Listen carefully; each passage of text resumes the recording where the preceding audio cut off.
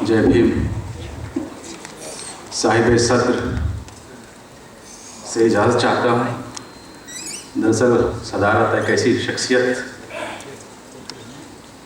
के ज़ेरे एहतमाम चल रही है जो एक ऐसी रोशन मीनार है जिन्हें देखकर हम सब अपने रास्तों का अंदाज़ा लगाते हैं कि हमें जाना कहाँ से। आली मर्तबत प्रोफेसर विवेक कुमार साहब और तमाम मुअज़्ज़िज़ मेहमानान, आप सबकी इजाज़त से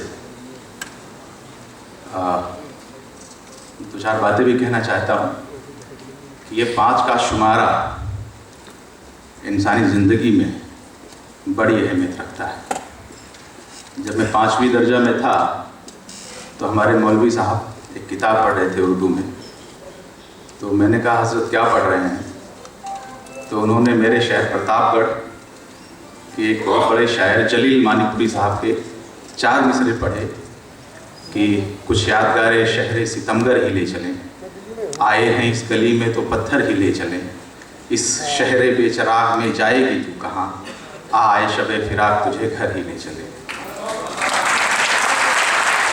दोस्तों, हम अपना मुस्तक़बिल खुद चुनते हैं।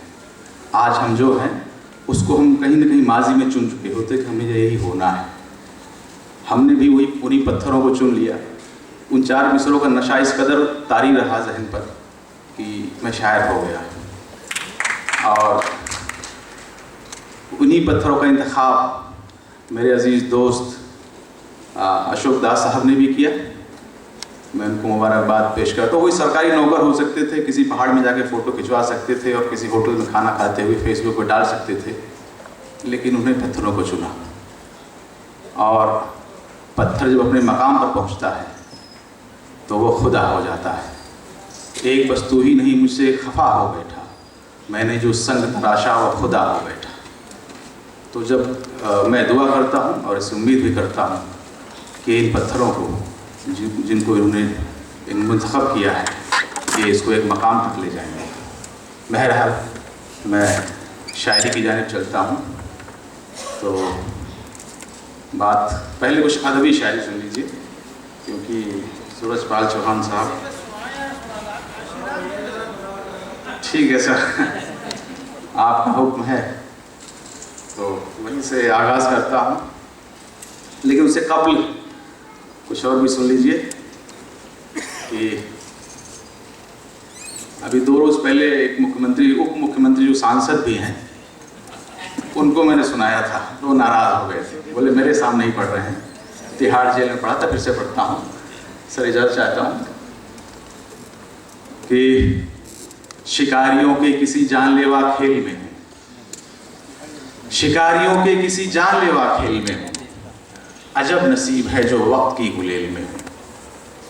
शिकारियों के किसी जानलेवा खेल में हूँ, अजब नसीब है जो वक्त की गुलेल में हूँ।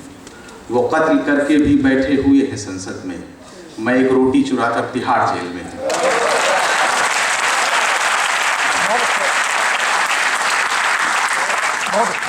बहुत शुक्रिया।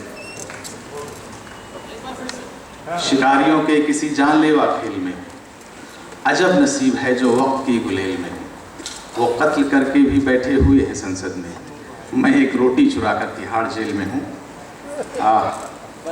चंद शेर और पढ़ने की इजाज़त चाहता हूँ कि इत्तेफाक भी अक्सर हमारे सर आए, ये इत्तेफाक भी अक्सर हमारे सर आए, शजर जो राह में आए वो बेसमर आए। शजर माने पेड़ होता है, समर माने फल होता है।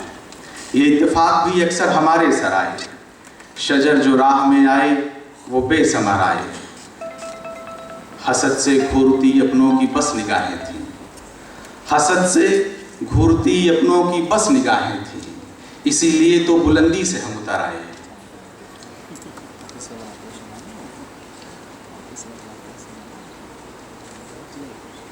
दयारे कल्ब से उसके निकल रहा हूँ मैं। अदबी शायरी है, आपको शायद उतना मज़ा ना आए। इसके बाद आप वाली शायरी पढ़ूंगा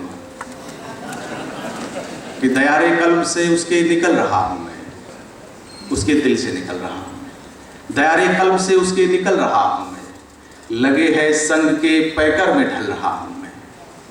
मेरे ही खून से शादाब ये ज़मीन होगी। सर की नज़र करता हूँ ये शेर की, मेरे ही खून से शादाब ये ज़मीन होगी, पहाड़ बर्फ का हूँ और पिघल रहा हूँ मैं। मेरे ही खून से शादाब ये ज़मीन होगी, पहाड़ बर्फ का हूँ और पिघल रहा हूँ मैं। निकल ही आऊँगा एक रोज़ शम्स की मानिंद। ये अपनी सियासी रहनुमा की नज़र करता हूँ कि निकल ही आऊँगा एक रोज़ शम्स, शम्स माने सूरज होता है, फारसी में शम्स कहते हैं सूरज को। निकल ही आऊँगा एक रोज़ शम्स की मानिंद, समझ रहा है ज़माना कि ढल रहा हूँ मैं। आप लोग समझ नहीं पाए। निकल ही आऊँगा एक रोज़ शम्स की मानिंद, समझ रहा है ज़माना कि ढल रहा हूँ मैं। सूरज ढलता भी है और फिर से निकलता है, इसका ये था।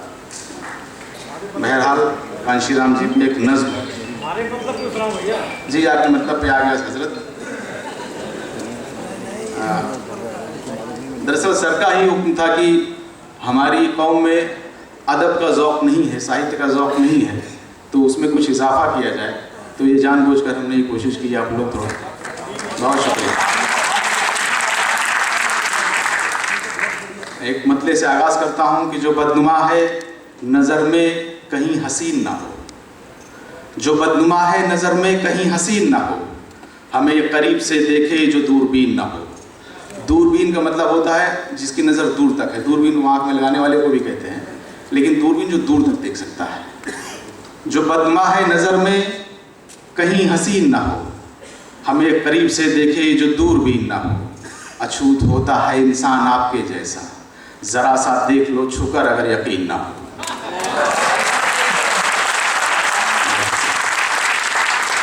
जो बदनुमा है नज़र में कहीं हसीन ना हो, हमें करीब से देखे जो दूरबीन ना हो। अछूत होता है इंसान आपके जैसा, ज़रा सा देख लो छूकर अगर यकीन ना हो। तुम अपनी ज़ात को ऊंचा करार देते हो, तुम अपनी ज़ात को ऊंचा करार देते हो, खुदा की कारीगरी को नकार देते हो। तुम अपनी ज़ात को ऊंचा करार देते हो, खुदा की कारीगरी को नकार देते हो।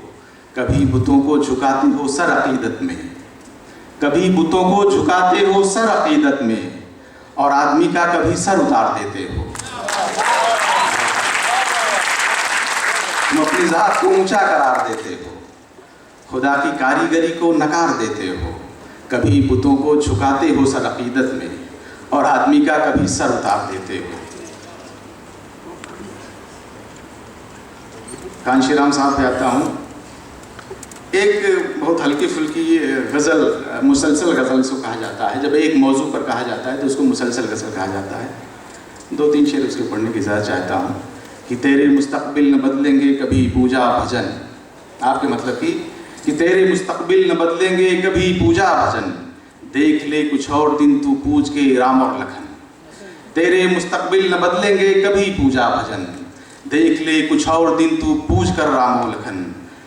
अब बिना तालीम के मिलता नहीं कोई मकाम, अब बिना तालीम के मिलता नहीं कोई मकाम, चाहे जितना नष्ट कर दो तेल घी करके हवन।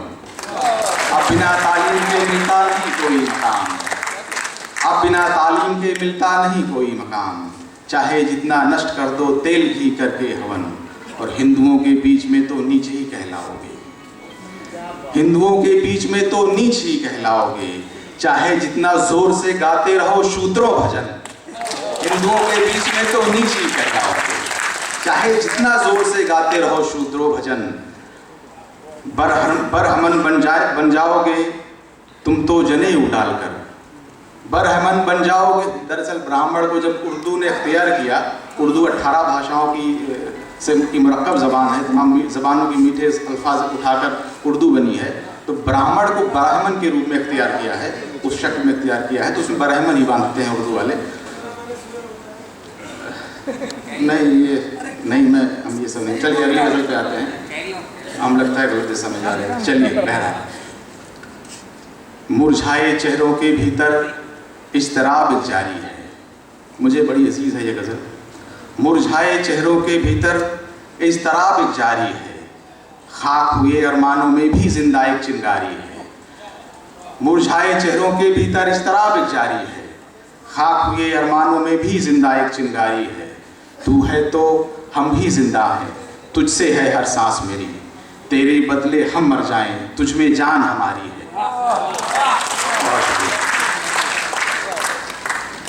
तू है तो हम भी जिंदा हैं, तुझसे है हर सांस मेरी, तेरे बदले हम मर जाएं, तुझ में जान हमारी है।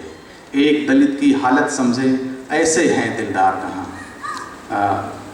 हजरत यहाँ तशरीफ फरमा है और मलेश जी मैं इनकी नज़र करता हूँ। एक दलित की हालत समझे ऐसे हैं दिलदार कहाँ, किससे दिल का हाल बताएं दुश्मन दुनिया सारी है। एक दलित की हालत समझे ऐसे है दिलदार कहाँ, किससे दिल का हाल बताएं दुश्मन दुनिया सारी है। जात के दम पर हाकिम बन लो जब तक है बहुजन सोया। हाकिम मतलब शासक। जात के दम पर हाकिम बन लो जब तक है बहुजन सोया, जाग गया तो बच न सकोगे ये तलवार दुधारी है।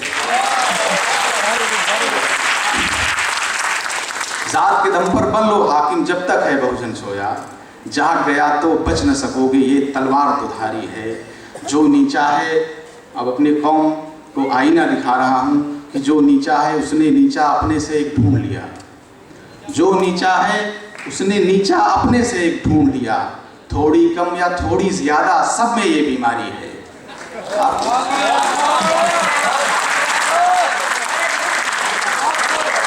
बहुत देर से पहुंच रहा है आप तक।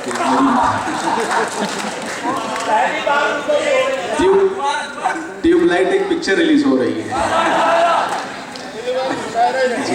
जो नीचा है उसने नीचा अपने से एक ढूंढ लिया, थोड़ी कम या थोड़ी ज्यादा सबको ये बीमारी है।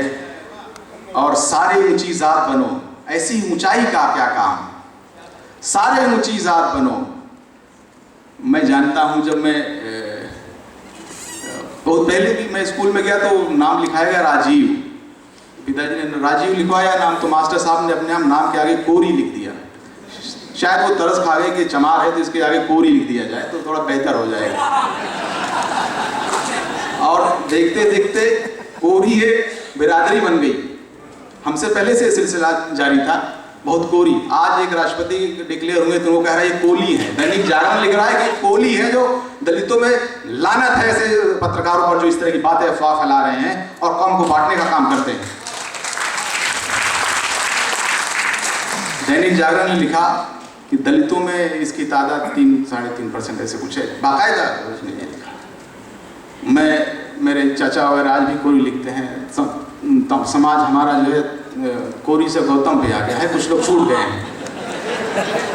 बहरहाल जो नीचा है उसने नीचा अपने से एक ढूंढ लिया, थोड़ी कम या थोड़ी ज्यादा सबको ये बीमारी है। और सारे ऊंची जात बनो, ऐसी ऊंचाई का क्या काम, जो सबसे नीची रह जाए समझो कौम हमारी है।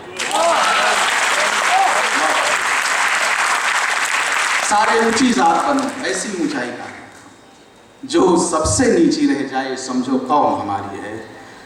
और मैं अपने हीरो के नाम एक गज़ल पढ़ के अपनी जगह लूँगा। दोस्तों, आपने मुझे बहुत बर्दाश्त किया। जब वो इंतकाल हुआ था उनका, उसी दौरान ये गज़ल हुई थी कि ये कांशी राम गए आप क्या ज़माने से, कांशी राम गए आप क्या ज़माने से, तमाम लोग रह गए हुकूक पाने से। नहीं समझ पाए? बहुत अच्छा। जो हक होता है, हक माने अधिकार, और उसका फुल फॉर्म क्या कहते हैं, बहुवचन होता है हुकूक। एकांशी राम गए आप क्या जमाने से, तमाम लोग रह गए हुकूक पाने से, हजारों साल जमाना न भूल पाएगा, हजारों साल जमाना न भूल पाएगा, तू मिट न पाएगा इस कौम के फसाने से। कांशी राम गए आप क्या जमाने से, जमाना तमाम लोग रह गए हुकूक पाने से, हजारों साल जमाना न भूल पाएगा, तू मिट न पाएगा इस कौम के फसाने से। हर एक सिमत यहाँ तिरगी सी फैली है, अंधेरा, हर एक सिमत यहाँ तिरगी सी फैली है, ये कौन शख्स है जो उठ गया जमाने से। हर एक सिमत यहाँ तिरगी सी फैली है, ये कौन शख्स है जो उठ गया ज़माने से। वो एक मशाल जो तूने जला के छोड़ी है, वो एक मशाल जो तूने जला के छोड़ी है, न बुझ सकेगी वो तूफान के बुझाने से। बहुत शुक्रिया आपका होंगे। वो एक मशाल जो तुमने जला के छोड़ी है, न बुझ सकेगी ये तूफान के बुझाने से। तमाम उम्र निगहबान आप थे जिनके, निगहबान मतलब उनकी क्या कहते, नज़र रखने वाले, जो हिफाजत करने के लिए, पहरेदार। तमाम उम्र निगहबान आप थे जिनके, बचेंगे लोग वो कैसे फरेब खाने से। तमाम उम्र निगहबान आप थे जिनके, बचेंगे लोग वो कैसे फरेब खाने से। दोस्तों, सिर्फ इस प्रोग्राम में शामिल होने के लिए मैं प्रतापगढ़ से आया हूँ। मैं प्रतापगढ़ में था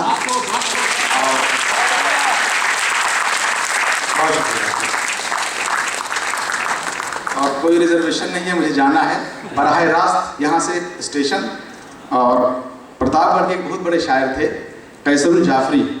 मैं चाहता हूँ प्रतापगढ़ मेरे शायर को भी फ़रोग मिले। उनकी गज़लें और नज़में आप सब जानते, उनका नाम नहीं जानते थे। उन्होंने कहा है, मेरी मंजिल है कहाँ, मेरा ठिकाना है कहाँ, सुबह तक तुझसे बिछड़कर मुझे जाना है कहाँ, सोचने के लिए एक रात का मौका दे दे, हम तेरे शहर में आए हैं मुसाफिर की तरह।